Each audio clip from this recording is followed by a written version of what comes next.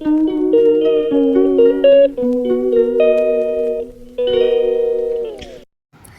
Guys, good afternoon, welcome back to my channel জুচিত blog. আশা করি তোমরা সবাই খুব ভালো আছো। আমি এখানে খুব ভালো আছি। আর আমি এখানে বেরিয়ে পড়েছি দেখো।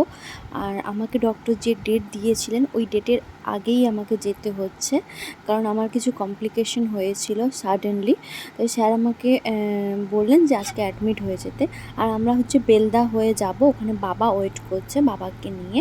আর এই যে রেলগেটটা পড়ে গেছে, দুটো তিনটে ট্রেন গেল, তাই জন্য দাঁড়িয়ে রয়েছে। এটা খুব বড় সমস্যা আমাদের।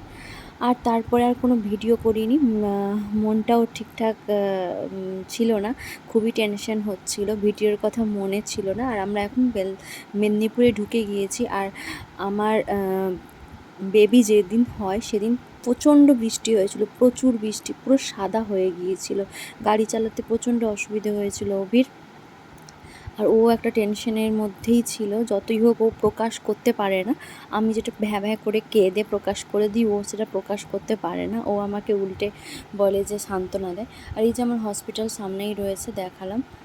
এই যে এখন আমি চলে এসেছি কেবিনে, আর এখানে আমাকে স্লাইন দিয়ে দিয়েছে। আর এরপরে ব্লগ করতে পারিনি। দেখা হচ্ছে পুচকুসোনার সঙ্গে।